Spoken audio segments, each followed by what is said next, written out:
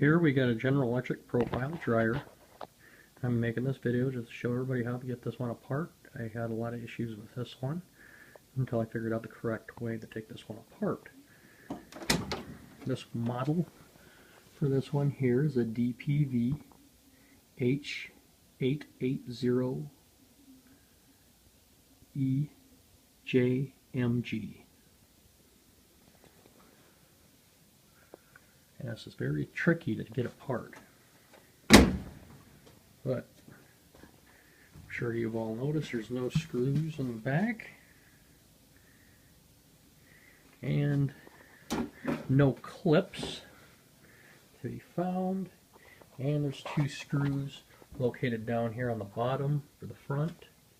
And all the rest of the screws are located behind the user console. So first we have to figure out how to get this user console off. And what I've discovered is we can remove this knob here.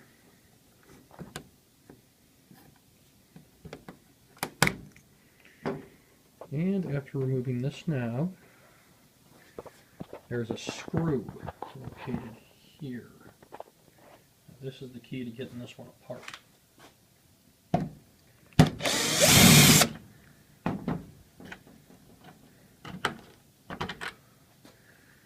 Okay. Forget the knob and the screw. And now we can take this guy apart by lifting straight up on this console here. You can see little clips there. And the same thing on this side here. As you can see, console is loose, followed by a screw here, screw there, and screw there. Now we will go ahead and take those ends out.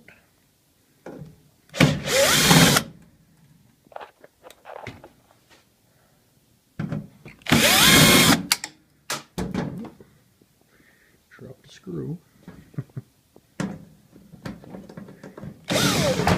And another one there. Okay. Some nice little Bosch profile showroom drill. It's an awesome drill. I recommend everybody get one of these. Now that we have those loose, as you can see, we can just go ahead and pull this up like that and push back. And our cover is off. Now, I don't have to completely break down this one, but I will continue to show what else I've discovered on this one here.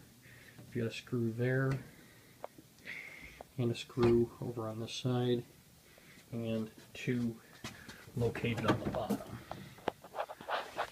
As you can see, right in there's one, and one over there. And if you're decent at taking appliances apart, you should. It's pretty self-explanatory after that. So yes, this is how you get the user console and the lid off this General Electric profile dryer. Thanks for watching.